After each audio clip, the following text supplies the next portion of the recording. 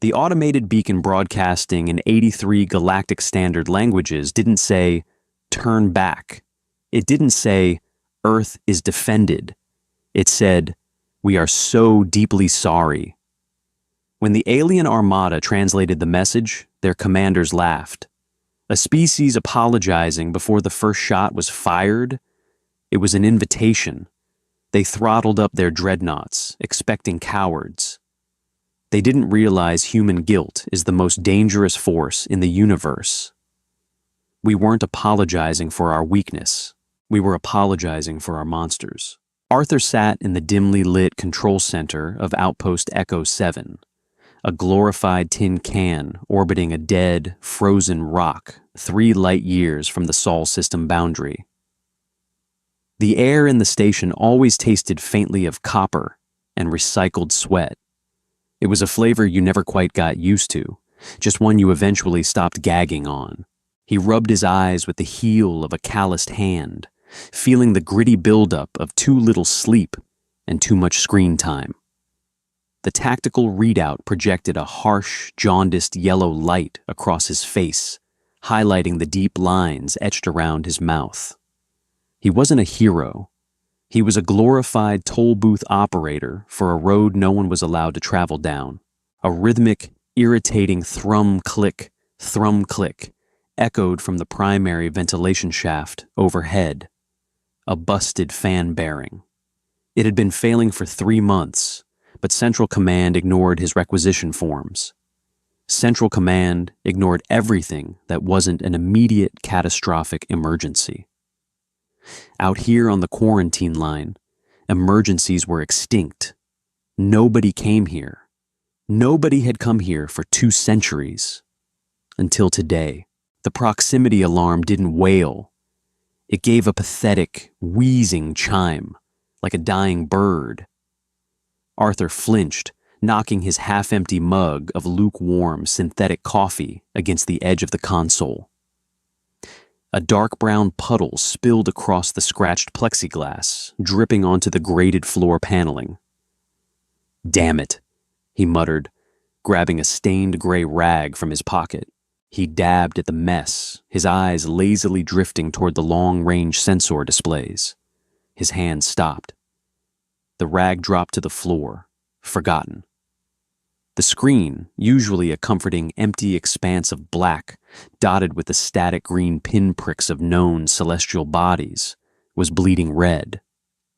Dozens of them. Hundreds. A massive, coordinated formation dropping out of faster-than-light transit right on the edge of the exclusion zone. Arthur leaned forward, his chair groaning under his weight. His breath hitched, catching in the back of his dry throat. He tapped the primary diagnostics panel, his thick fingers slipping slightly on the slick, grease-stained keys. "Computer, verify deep space telemetry. Run a diagnostic on the phased arrays. Tell me we've got a ghost in the machine." The console chirped. Telemetry confirmed.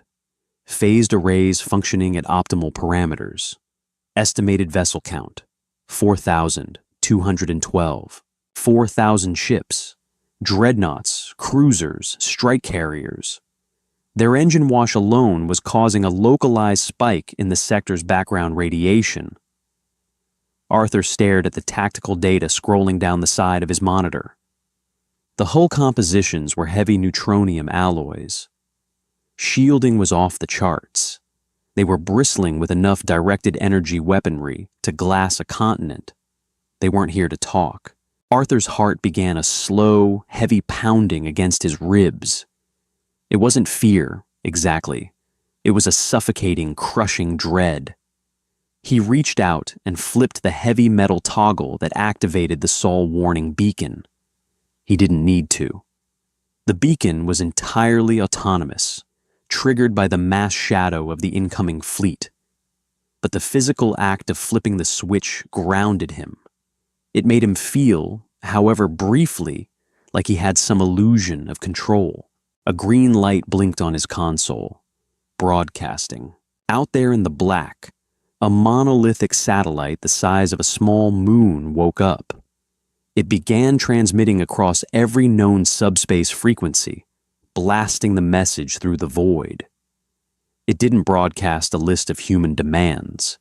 It didn't show the terrifying, bloody history of the Terran expansion wars. It was a simple, looped audio and text file translated into every tongue the United Earth government had ever encountered, and mathematically decipherable for the ones they hadn't. This is the graveyard of our humanity. We could not destroy what we built, so we locked it away. Please, for the sake of your own existence, do not cross the boundary. We are so deeply sorry for what you will find. We are sorry for what is about to happen. Arthur watched the telemetry. The Armada had paused. They were holding formation just outside the red line of the quarantine zone. They were listening. They were translating. He slumped back into his chair, the synthetic leather squeaking in the quiet room. "Turn around," he whispered to the empty air, the copper taste thick on his tongue. "Just turn around, call us cowards, laugh at us, post it on your extranet. Just don't cross the line." He watched a massive, spiked dreadnought at the vanguard of the formation. It was a brutalist piece of architecture, all jagged edges and matte black armor plating. A transmission spiked on Arthur's comms board. The aliens were broadcasting in the clear, an open channel. Arthur tapped his earpiece. The translation software chewed on the alien syntax for a second before spitting out a harsh, guttural, mechanical voice. "Terran cowards, your apologies will not save your worlds. Your weakness is an insult to the galaxy. We claim this sector in the name of the hegemony. Prepare for your extinction." Arthur closed his eyes. The skin around his temples tightened into a massive headache. He didn't feel a surge of patriotic anger. He didn't feel the urge to shout defiance into the microphone. He just felt an overwhelming, bone-deep exhaustion. He looked at the screen. The Vanguard ship's engines flared brilliant, blinding white on the sensors. They crossed the red line. "Idiots," Arthur breathed, his voice barely a rasp. "God forgive us." The silence in Outpost Echo 7 was absolute, save for the persistent thrum click of the broken fan overhead. Arthur didn't touch the console. There was nothing left to do. The protocol had been initiated the exact millisecond the alien dreadnought's bow breached the theoretical boundary of the Sol system. Humanity hadn't left a fleet to guard Earth. A fleet could be reasoned with, negotiated with, or defeated. A fleet had commanders who felt fear, who understood the concept of a tactical retreat. What humanity had left behind didn't understand any of those things. It didn't understand anything at all. Arthur watched the tactical map. The massive red icon of the Vanguard dreadnought pushed confidently into the zone, followed by 3 heavily armored cruisers. They were arrogant, flying in a tight offensive wedge.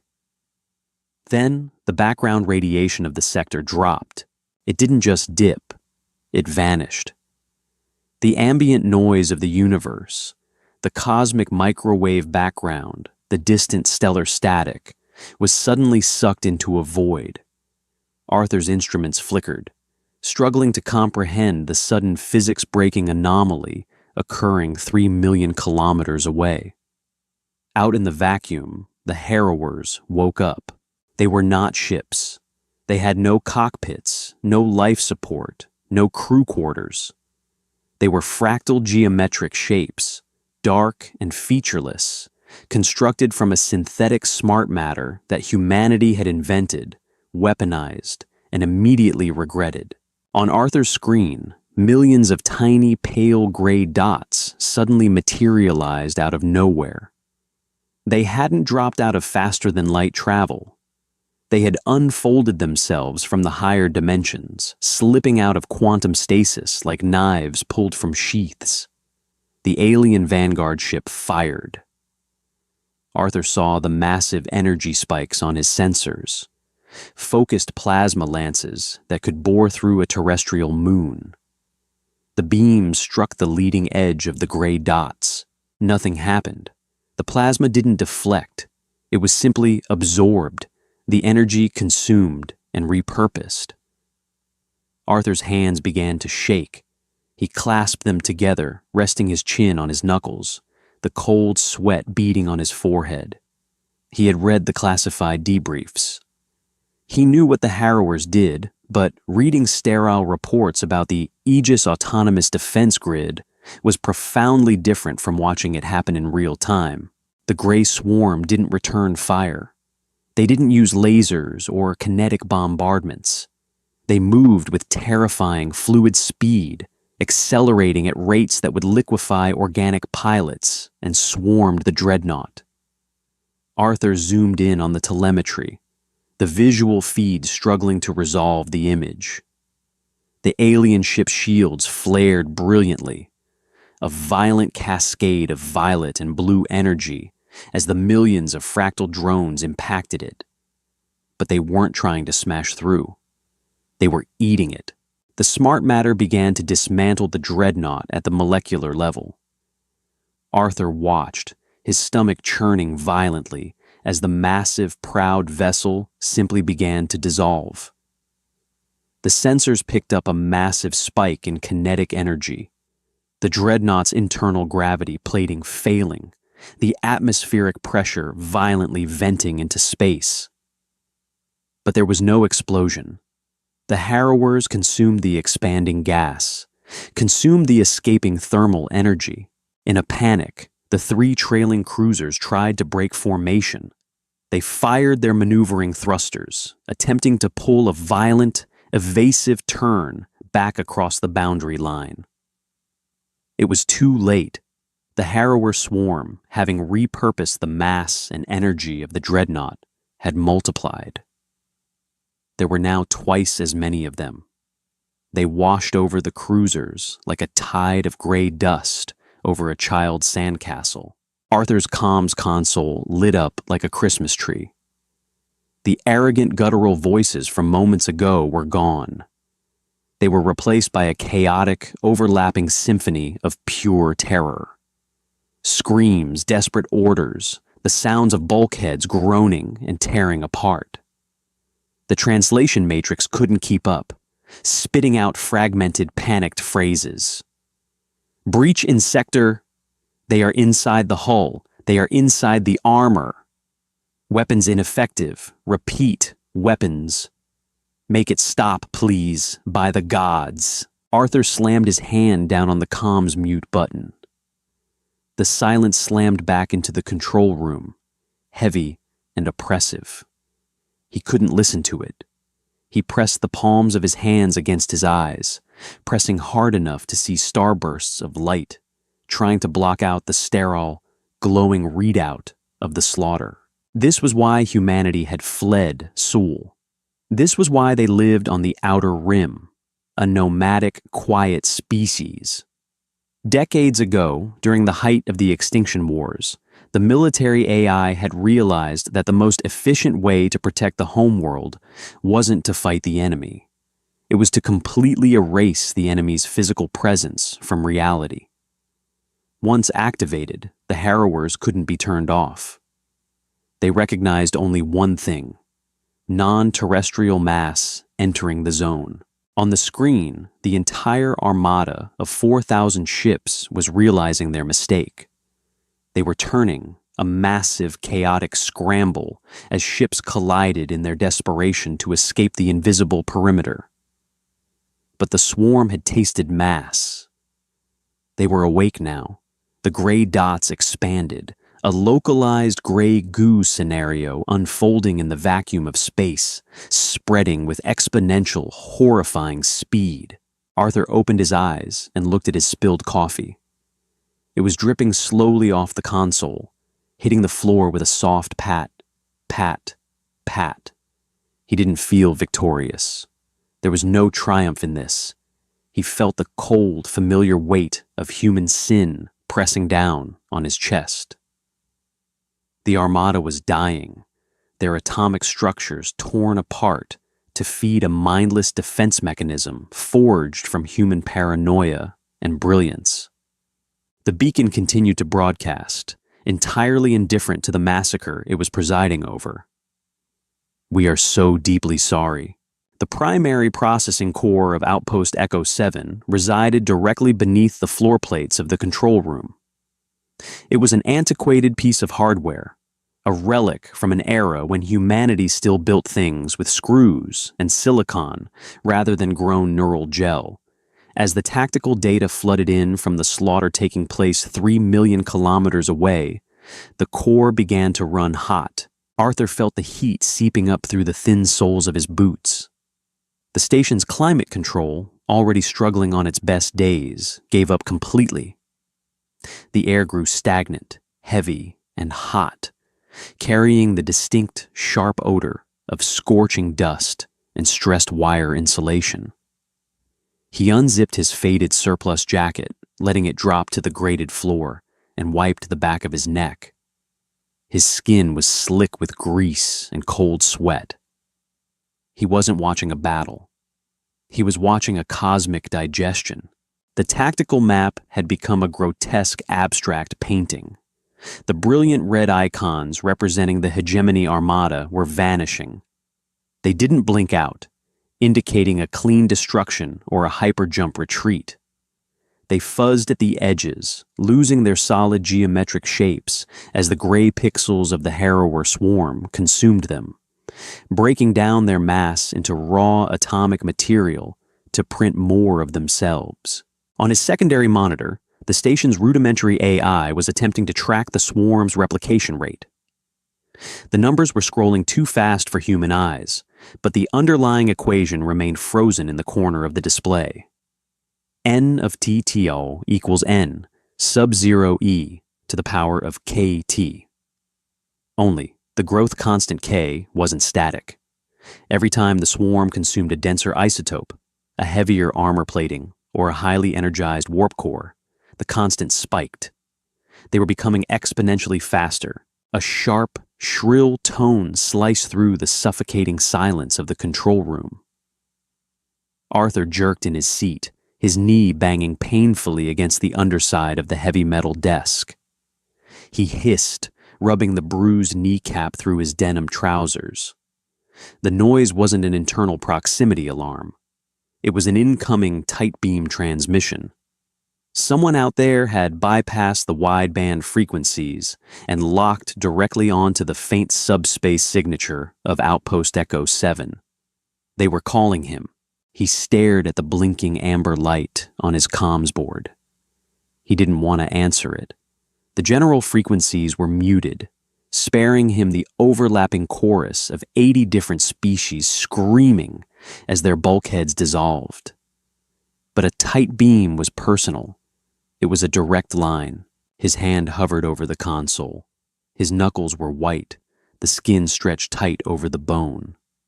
He thought of Gibson, the officer who had manned this station before him, a man who had drank himself to death precisely because of the silence. Now, the silence was broken, and Arthur would have given anything to have it back. He pressed the amber button. The main screen snapped away from the tactical map. For a fraction of a second, the image was corrupted by static, a jagged mess of green and black lines. Then, the feed resolved. The creature on the screen was massive, clad in a bulky, pressurized combat suit that looked like it had been carved from obsidian. Its face was a harsh, angular landscape of gray-blue flesh, with 4 deep-set, vertical eyes. Behind it, the bridge of an alien dreadnought was in absolute chaos. Sirens flashed in blinding strobe pulses. The air was thick with smoke and floating debris.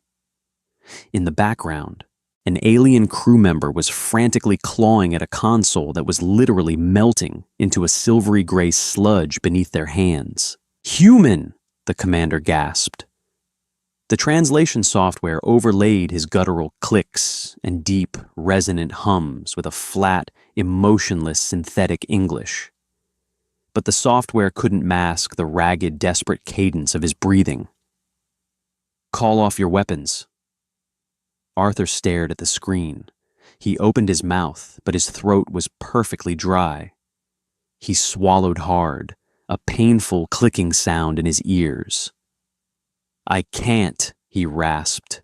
The alien commander slammed a heavy gauntleted fist against the camera lens. The image violently shuddered. "We surrender. The hegemony yields. We retract our claim. Recall your drones." A deep, metallic groaning echoed through the audio feed, followed by a sickening sound like tearing wet paper. The dreadnought's hull was failing. "You don't understand," Arthur said, leaning closer to the microphone.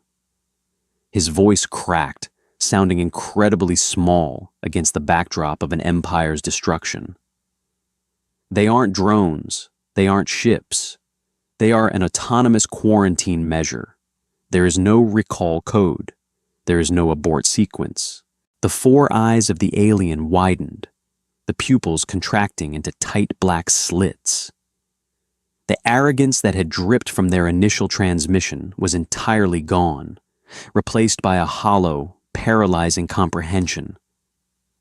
"You left a weapon you cannot control?" the translation software asked, the synthetic voice dipping into a chillingly quiet register. "We didn't leave a weapon," Arthur whispered, his chest tightening so hard he felt dizzy. "We left a wall. You broke it." Behind the commander, the reinforced blast doors of the dreadnought's bridge bowed inward. The thick metal groaned, turning a bright cherry red as immense thermal pressure built up on the other side. "Monsters," the commander hissed, his voice dropping to a low, defeated vibrato. "You are a race of monsters." The blast doors gave way. They didn't shatter. They dissolved into a cloud of gray dust. A tidal wave of smart matter flooded the bridge. It was silent, efficient, and horrifyingly fast. The swarm washed over the screaming crew, turning them to particulate matter in a fraction of a second. The commander turned, raising a plasma sidearm, but the gray wave hit his back. The feed went dead, snapping back to the cold, clinical display of the tactical map. Arthur leaned over the side of his chair and vomited. There was nothing in his stomach but cheap coffee and stomach acid. It burned his throat and splattered onto the grated floor, mixing with the spilled mug from earlier. He stayed hunched over for a long time, the smell of bile mixing with the scent of hot wiring. His lungs burned as he pulled in shallow, ragged breaths. He wiped his mouth with the back of his trembling hand and sat up. The tactical screen was entirely gray now. The Armada was gone. 4,000 ships, nearly 1,000,000 lives, erased. The beacon continued to transmit into the empty void. "We are so deeply sorry." The silence of Outpost Echo 7 felt heavier now. Before, it had been the silence of an empty room. Now, it was the silence of a graveyard after the last shovel of dirt had been patted down. Arthur sat perfectly still, staring blankly at the dark screen. His eyes burned, feeling like they were coated in sand. The ambient temperature in the control room had finally peaked and was slowly beginning to drop as the subfloor processor spun down. The slaughter was over. The math was complete. The mass had been zeroed out. He leaned forward, his elbows resting heavily on the edge of the console, and buried his face in his hands. The rough fabric of his sleeve scratched against his cheeks.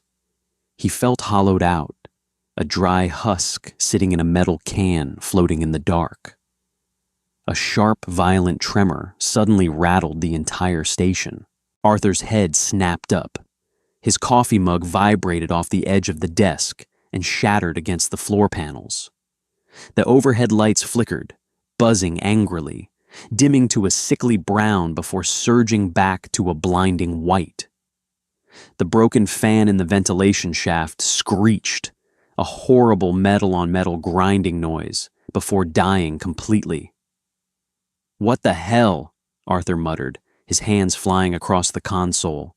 He pulled up the localized sensor arrays. The exclusion zone was clear.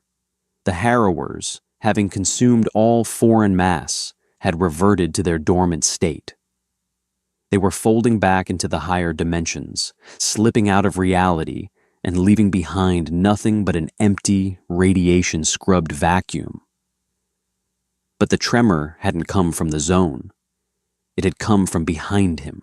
Arthur's fingers slipped on the sticky keys as he rotated the sensor sweep 180 degrees, pointing the arrays away from the quarantine line and toward the deep, empty expanse of neutral space. A massive energy spike blossomed on the screen. It was close, horrifyingly close, only a few thousand kilometers off the outpost's port bow. Arthur stared at the telemetry, his mind struggling to process the data. It wasn't a harrower. It was a hegemony dreadnought. It was in terrible shape. The tactical readouts painted a picture of absolute devastation.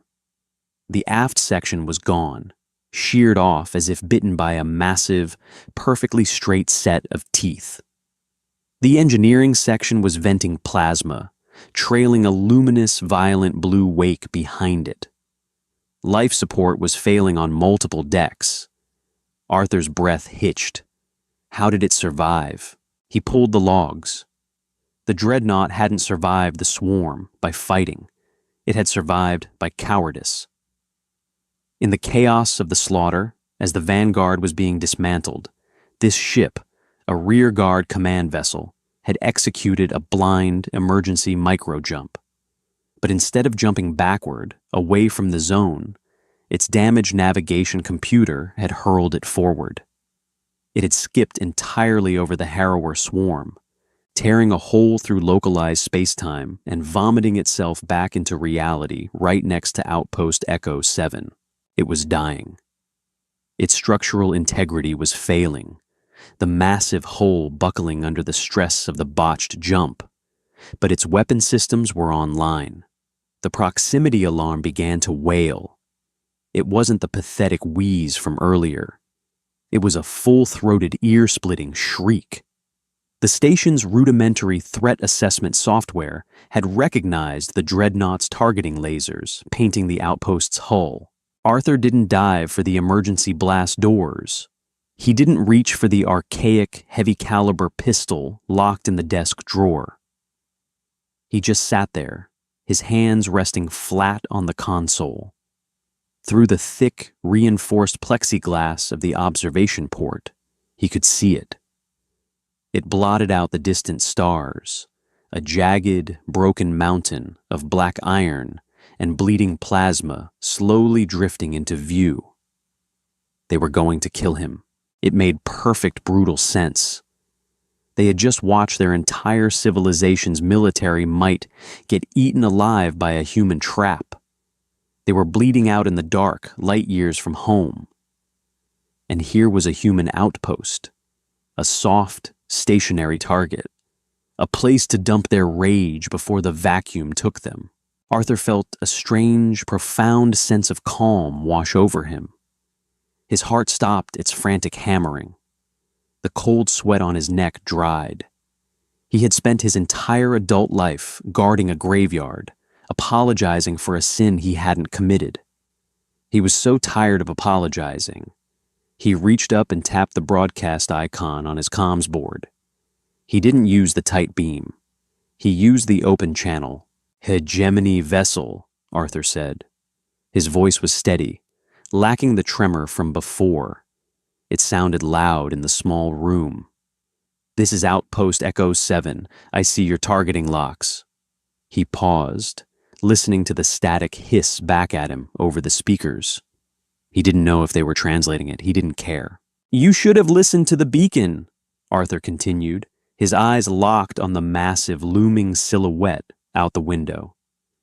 "We didn't lock this sector down to protect ourselves from you. We locked it down to protect you from us." A brilliant, blinding flash of crimson light erupted from the dreadnought's forward weapon batteries. Arthur didn't close his eyes. He watched the plasma bolt tear across the vacuum, a spear of superheated death aimed directly at his chest. In the final fraction of a second, he didn't feel fear. He felt a bitter, cynical relief. He was finally clocking out, but the light never hit. Less than 100 meters from the station's hull, space folded. It didn't tear, it rippled like a heavy stone dropped into a still pond. A massive, perfectly smooth wall of pale gray geometric shapes materialized between the outpost and the dreadnought. The plasma bolt slammed into it, splashing harmlessly against the dark matter, the energy instantly absorbed and dispersed. Arthur's jaw dropped. The harrowers hadn't all gone dormant.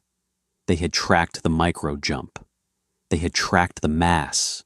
The swarm didn't just absorb the shot. They surged forward, a tidal wave of gray death washing over the remaining distance in a heartbeat. They hit the crippled dreadnought like a hammer striking glass. Arthur watched through the observation port as the giant warship simply melted. The thick armor plating dissolved into a fine mist. The venting plasma was snuffed out. The dreadnought collapsed inward, folding in on itself as the smart matter dismantled it, atom by atom. There was no explosion. There were no screams over the comms, just a terrifying, silent erasure.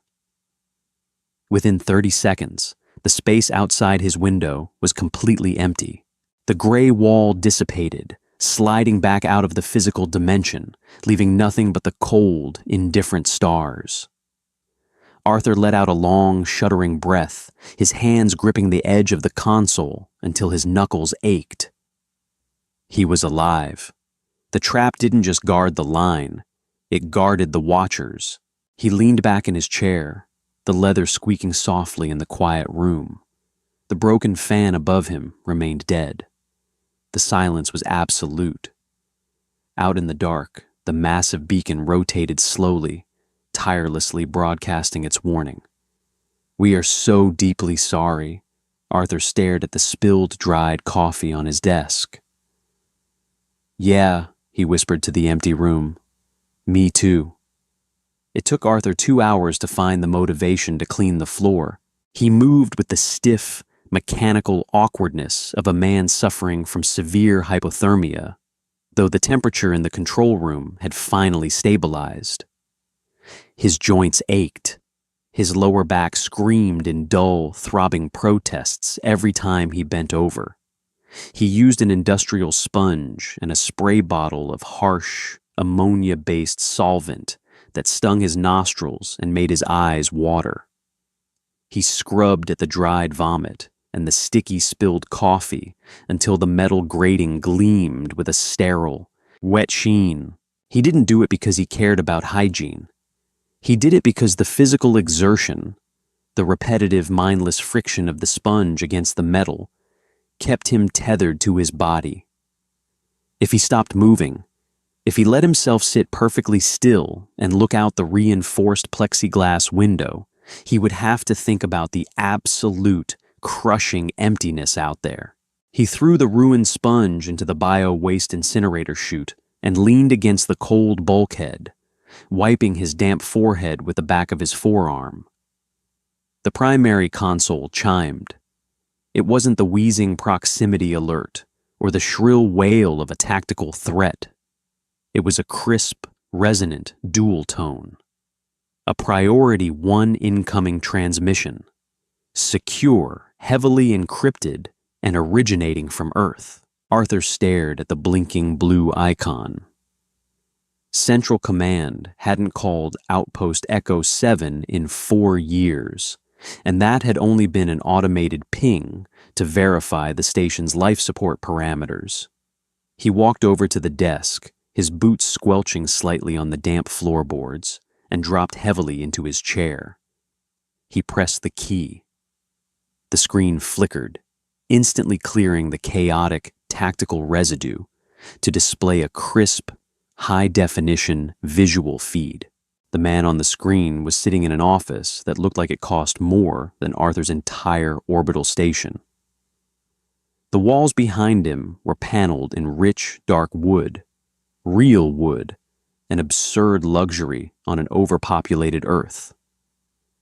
The man wore a perfectly tailored charcoal uniform, not a single crease out of place. His hair was iron gray and neatly parted. He held a ceramic cup of steaming tea, and Arthur could almost smell the fragrant, earthy bergamot through the screen. "Observer Arthur," the man said. His voice was smooth, modulated, carrying the quiet authority of someone who signed execution orders between rounds of golf. "I am Director Bowman, Strategic Oversight. We caught the telemetry spikes on the deep space relays." Arthur just looked at him. He felt a sudden, irrational urge to laugh. He looked down at his own stained, unzipped surplus jacket, at his fingernails lined with grease and grime, and then back up at Bowman's immaculate collar. "The hegemony Armada," Bowman continued, setting his tea down on a polished mahogany desk. 4,000 capital ships. We monitored the boundary breach. The feed cut out shortly after the Harrower grid engaged. "Give me a verbal sit rep." "A verbal sit rep," Arthur repeated. His voice sounded like sandpaper scraping across a tin roof. "Yes, we need to verify the autonomous defense grid's efficacy. It hasn't been tested at this scale since the Orion conflict." Arthur gripped the edge of the console. His knuckles turned bone white. Tested. The word echoed in his skull, bouncing around the hollow spaces left behind by the trauma. "They're gone," Arthur said, the words slipping out in a ragged breath. "All of them. The dreadnoughts, the cruisers, the crew. The grid woke up. It dismantled them down to the quarks. A surviving dreadnought micro-jumped to my coordinates. The grid followed it through the spatial tear and ate it right outside my window. There is nothing left, Director. Just vacuum." Bowman's face didn't change. He didn't blink. He reached up and adjusted the cuff of his sleeve. "Excellent. The mass shadow tracking matrix held up, even through a localized jump. The engineers weren't entirely sure the smart matter could track across ruptured space-time. This is invaluable data." "Data," Arthur whispered. He leaned closer to the microphone, his chest tightening. "Director, there were close to 1 million living beings out there. They were arrogant, yes. They were hostile. But they didn't know what they were walking into. They begged me to turn it off. They surrendered." Bowman's expression finally shifted, hardening into a mask of cold, bureaucratic annoyance. "Observer, do not lose your perspective. They were an invading force intent on orbital bombardment and terrestrial subjugation. The warning beacon clearly outlines the consequences of breaching the quarantine zone." "The beacon apologizes," Arthur shouted, his voice cracking, the sudden volume making the audio meters on the console spike into the red. "It doesn't explain the trap.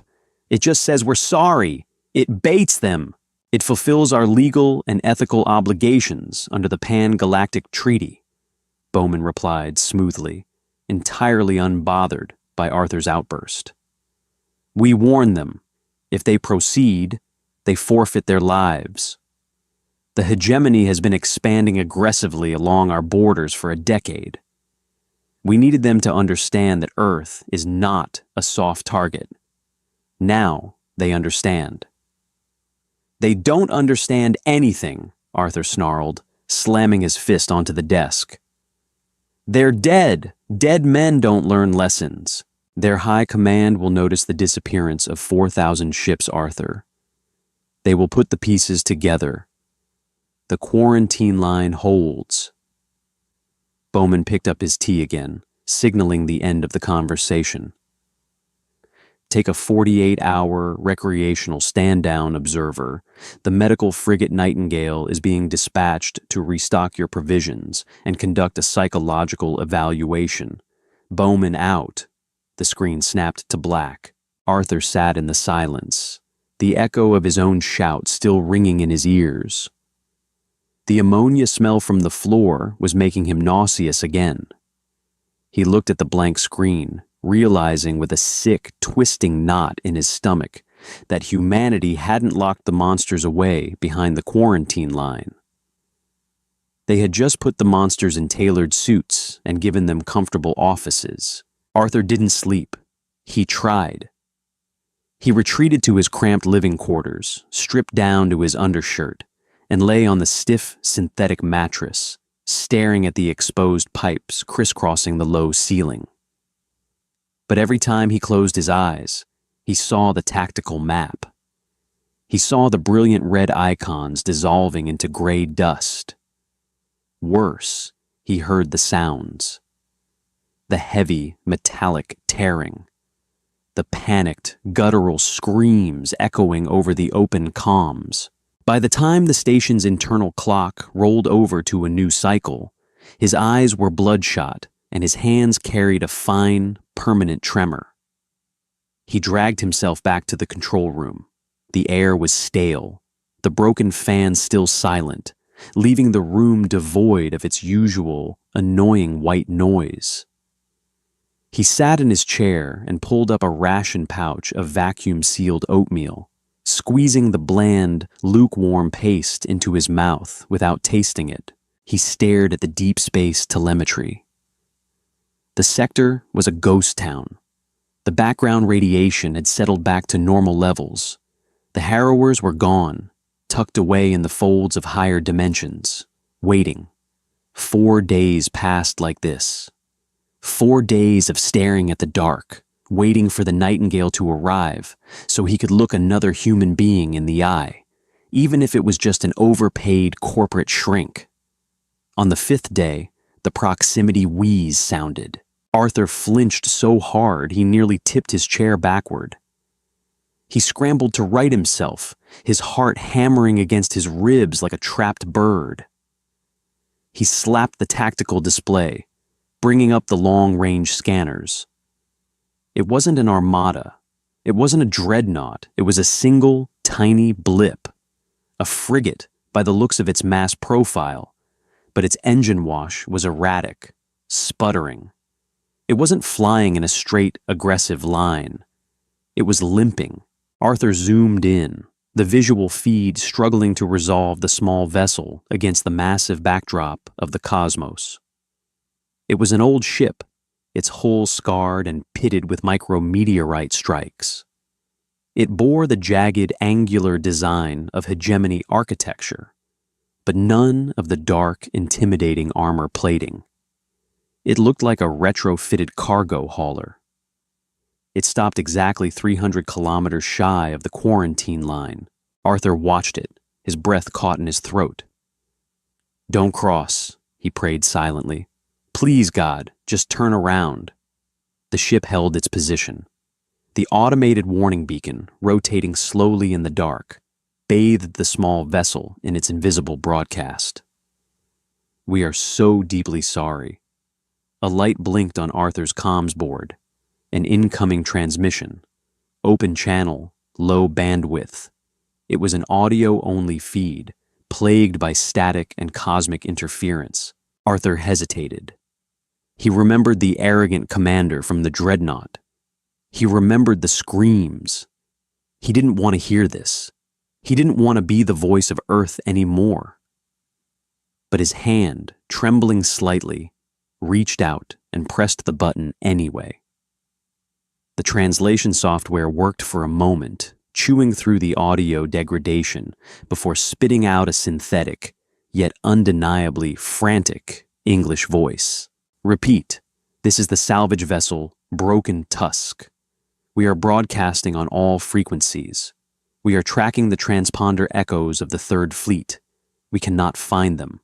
The coordinates end here." Arthur closed his eyes. The voice wasn't deep and commanding. It was high, thrumming with a rapid, terrified cadence. It sounded old.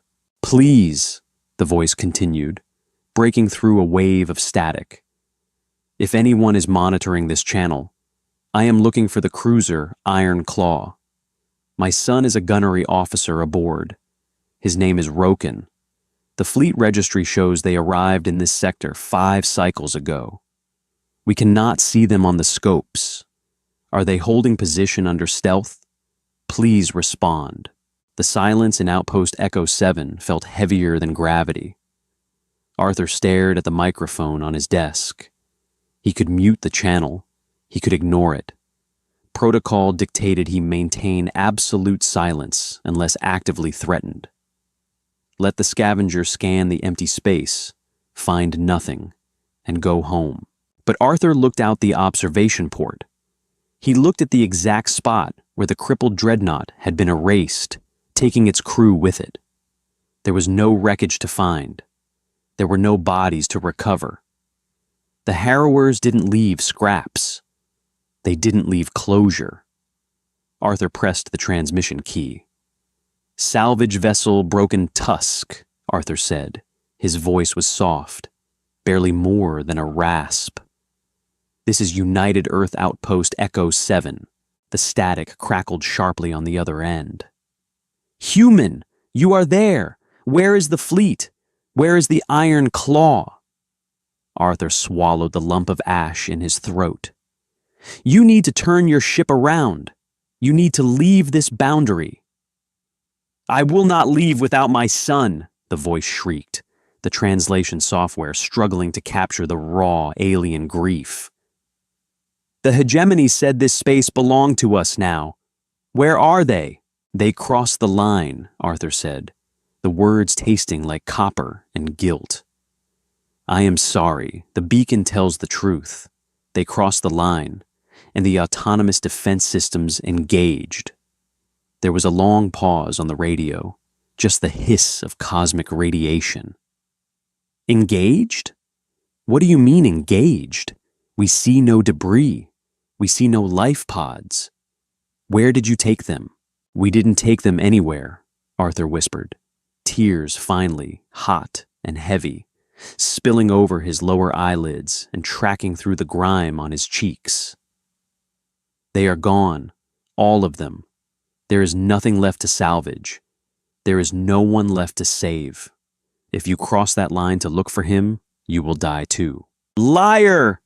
The voice was a wail now, a terrible tearing sound that bypassed the translation software entirely and struck directly at the primitive, empathetic core of Arthur's brain. "Liar! Give him back! Give them back!" "I can't," Arthur sobbed, covering his eyes with his hand, sitting alone in the dark, talking to a grieving parent across the void. "I can't. I am so deeply sorry." The small ship sat on the edge of the line for 3 more hours. Arthur stayed on the line the entire time, listening to the weeping until the vessel finally turned its engines over and slowly, agonizingly, limped back into the deep dark, leaving Arthur alone with the ghosts. The heavy mechanical groan of the primary airlock cycling echoed through Outpost Echo 7. It was a sound Arthur hadn't heard in over 3 years. The pressure equalized with a sharp pneumatic hiss, popping his eardrums and sending a rush of artificially warmed air into the frigid corridor. The thick blast doors slid apart, retracting into the bulkheads with a heavy thud, revealing the pristine, glaringly white interior of the medical frigate's docking umbilical. Arthur stood 30 feet away, his hands shoved deep into the pockets of his grimy surplus jacket. He felt like a feral animal backed into a corner, watching the zookeepers arrive with their tranquilizer darts. 2 figures stepped through the threshold. The first was a technician in a gray jumpsuit, silently pushing a hovering cargo sled piled high with silver supply crates, synthetic rations, water filters, and spare scrubber cartridges. The second was a man in a crisp, spotless white medical tunic. He carried a sleek glass data pad tucked under his arm. "Observer Arthur," the man said, his voice entirely too loud for the oppressive quiet of the station. He extended a hand. "I am Dr. Gregory Hayes. Central Command sent me." Arthur didn't take the hand. He just stared at it. Hayes' skin was pale, unblemished, and smooth. His fingernails were perfectly manicured. He smelled faintly of lavender soap and rubbing alcohol. The scent cut through the station's ambient odor of burnt wire and stale sweat like a scalpel. "Right," Hayes said, seamlessly retracting his hand without a hint of embarrassment. "Let's get you into the med bay and run the standard diagnostics. The captain wants us undocked and out of this sector within 3 hours." The examination felt invasive, not because of the medical instruments, but because of the clinical indifference behind them. Arthur sat shivering on the edge of a cold stainless steel examination table while Hayes ran a handheld scanner over his chest and neck. The device beeped softly, projecting a pale blue light against Arthur's skin. "Heart rate is elevated. Cortisol levels are nearly double the acceptable baseline," Hayes murmured, tapping his data pad. "Pupillary response is sluggish. When was the last time you achieved a full REM cycle, Arthur?" "I don't know," Arthur rasped. His throat still felt raw from screaming at Director Bowman days earlier. "Tuesday, maybe, before the Armada. Sleep deprivation is a primary catalyst for emotional dysregulation," Hayes noted, not making eye contact. "Director Bowman flagged your last transmission. He noted a severe deviation from protocol, shouting at a superior officer, demonstrating excessive empathy for a hostile alien force. They were begging for their lives," Arthur said softly. He looked down at his own hands resting in his lap. The skin around his knuckles was cracked and peeling. "I listened to them dissolve. Then a scavenger came looking for his kid. I had to tell him his son was vaporized." Hayes paused. He finally looked up from the screen. His eyes were perfectly calm, a flat, glassy brown. "The hegemony is an aggressive, expansionist empire. They have enslaved 3 distinct species in the Orion Spur. The individuals on those ships were enemy combatants." "Empathy is a natural human evolutionary trait, Arthur, but it is misplaced here. You did your job. My job is watching a meat grinder," Arthur shot back, a sudden flare of anger piercing his exhaustion. "My job is presiding over a trap that lures them in with an apology." "The beacon satisfies our interstellar legal obligations," Hayes replied, his tone shifting from medical professional to corporate spokesperson. "It is not a lure, it is a warning. If they ignore it, the consequences are entirely their own." Arthur realized then that Hayes hadn't come to heal him. He hadn't come to offer comfort or human connection in the dark. Hayes was a mechanic sent to service a biological component of the quarantine line. Arthur wasn't a patient. He was a failing sensor array that needed recalibration. "I want a transfer," Arthur said, his voice hardening. "I'm done here. Pull me out." "Request denied," Hayes said instantly, smoothly. "Your psychological profile indicates you are highly resilient, despite this current acute stress reaction.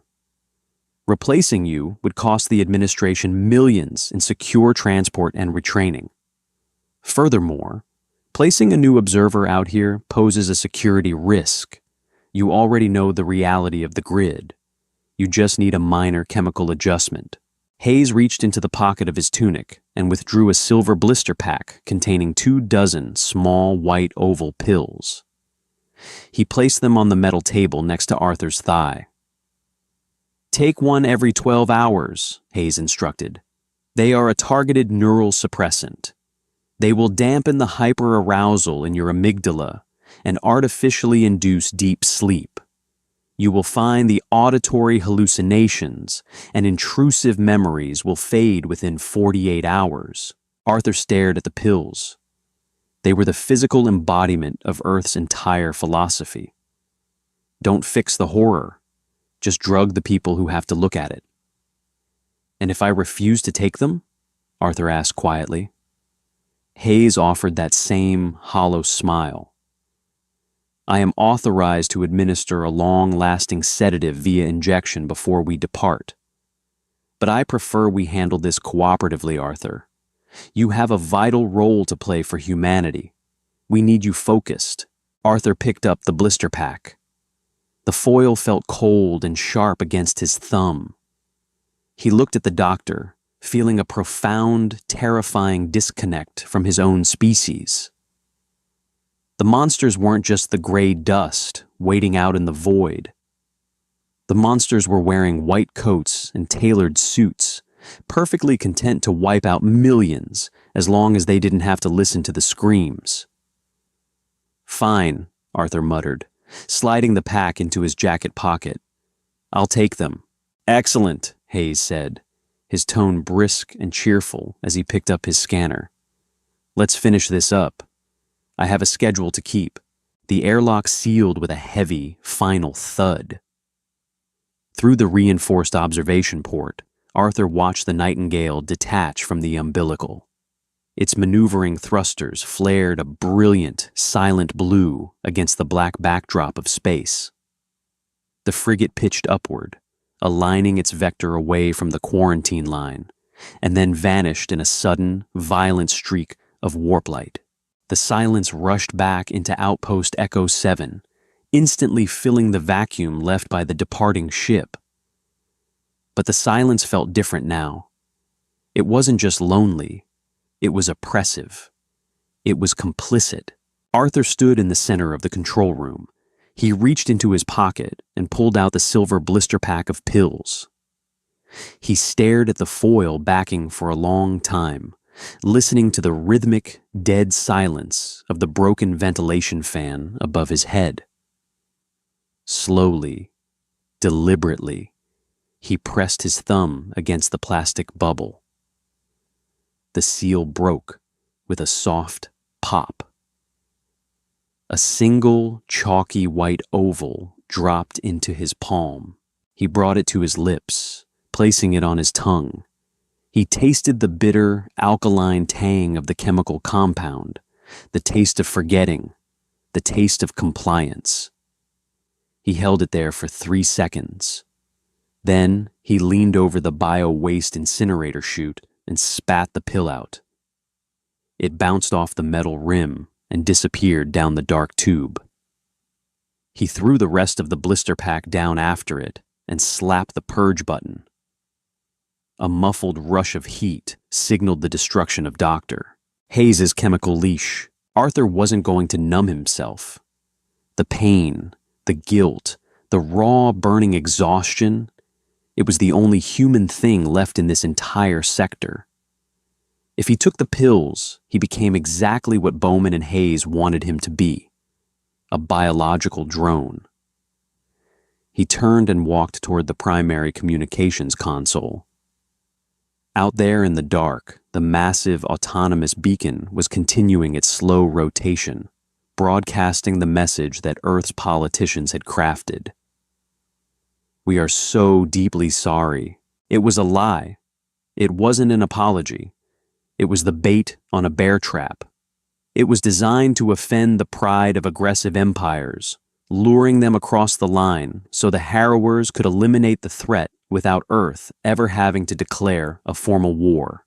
Arthur pulled his heavy canvas tool bag from beneath the tactical station. He unzipped it, the metallic teeth of the zipper harsh in the quiet room, and pulled out a heavy flashlight, a pair of insulated wire strippers, and a portable soldering iron. He couldn't turn off the harrower grid. The The smart matter was autonomous, hard-coded into the fabric of the sector's higher dimensions. But the beacon was a mechanical transmitter. It was tied directly to the outpost's subspace relays. Arthur dropped to his knees, his joints popping, and crawled beneath the massive metal desk. The space was cramped, smelling strongly of ozone, hot dust, and old grease. He clicked on the flashlight, gripping it between his teeth. The beam illuminated a thick, tangled nest of primary data cables running from the console down into the floor plating. He found the primary broadcast trunk line, a thick, yellow, shielded cable. Central Command had encrypted the software interface, locking him out of the transmission loop from the keyboard. But they couldn't stop physical sabotage. He clamped the wire strippers around the thick yellow casing and squeezed. The heavy plastic resisted, then gave way with a snap. Arthur grunted, spitting the flashlight into his left hand as he peeled the casing back, exposing the braided copper shielding beneath. He pricked his thumb on a stray wire, a sharp sting that grounded him in the physical reality of what he was doing. He was committing high treason. He didn't care. He worked for an hour, sweating profusely in the cramped, airless space. His lower back screamed in protest. He spliced a secondary audio input line directly into the raw transmission feed, bypassing the translation matrix and the encrypted data cores. He fired up the soldering iron, the sharp, toxic smoke stinging his eyes and making him cough violently. The molten metal sealed the bypass, solidifying his mutiny. Arthur crawled backward out from under the desk, leaving streaks of grease on the grated floor. He wiped his face with the back of his sleeve and hoisted himself back into his chair. He picked up his primary headset, tracing the cord down to where he had hardwired it into the new splice. He looked at the tactical map. The space beyond the red line was empty. The graveyard was quiet. Arthur reached out and flipped the manual override toggle. A harsh amber warning light instantly illuminated on the console, flashing a critical error code as the system recognized the unauthorized bypass. He ignored it. He pressed the talk button on the headset. He didn't speak in 83 languages. He didn't use flowery diplomatic prose. He spoke in plain, exhausted English, setting the broadcast to a universal, unencrypted subspace frequency that any ship's computer could easily dissect. "This is not an apology," Arthur spoke into the microphone, his voice gravelly, lacking any bureaucratic polish. "This is a trap. If you cross this boundary, you will not fight a fleet. You will trigger an autonomous smart matter grid. It will consume your ships, your weapons, and your bodies at the molecular level. There is no surrender. There is no off switch. If you cross this line, you will be erased. Turn back." He released the button, recorded the raw audio track, and set it to a continuous, unbreakable loop. Outside, the massive satellite shuddered slightly as its broadcast parameters violently shifted. The polite, pathetic apology was gone, replaced by a harsh, static-laced warning that ripped through the void. Arthur leaned back in his chair, his muscles aching, his hands covered in dirt and copper dust. Bowman would find out. The telemetry monitors back on Earth would pick up the change in the transmission wavelength. A strike team would probably be here in a month to arrest him. He looked out the observation port at the cold, indifferent stars. For the first time since the Armada arrived, Arthur closed his eyes, and he finally slept. 3 weeks passed. 21 cycles of waiting for the executioner or the jailer, or whatever sterile, polite nightmare Director Bowman decided to send into the dark. Arthur's physical degradation was slow but absolute. He stopped wearing the heavy boots, walking the cold, grated floors in thick, gray wool socks that grew damp with the ambient condensation. He survived on the lowest tier emergency rations, chalky bars of compressed protein that tasted of yeast and wet cardboard. He didn't want the good food. He felt he didn't deserve it. He spent his hours sitting in the quiet, dim control room, wrapped in a coarse thermal blanket, listening to the new warning loop broadcast into the void. The outpost was breaking down right along with him. The climate control had finally quit entirely, dropping the internal temperature to a sharp, biting chill. Every breath Arthur took plumed in front of his face as a pale, fleeting cloud of vapor. The smell of copper had faded, replaced by the damp metallic scent of a cold refrigerator and the sour tang of his own unwashed body. He was half asleep, his chin resting heavily on his chest, when the proximity alarm wheezed. Arthur didn't jump this time.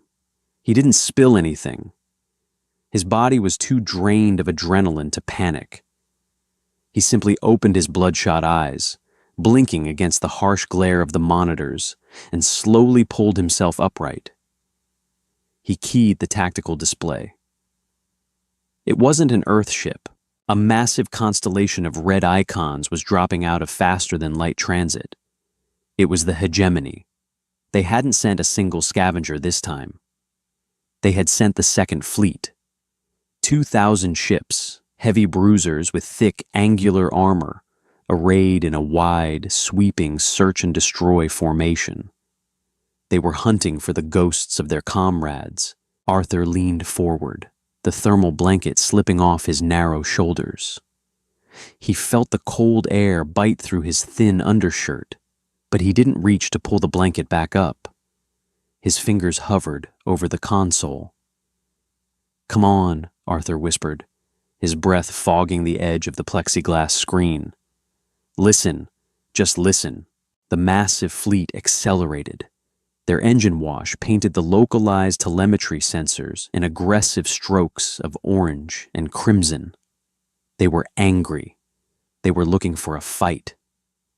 They approached the red line of the quarantine zone with the arrogant speed of an apex predator.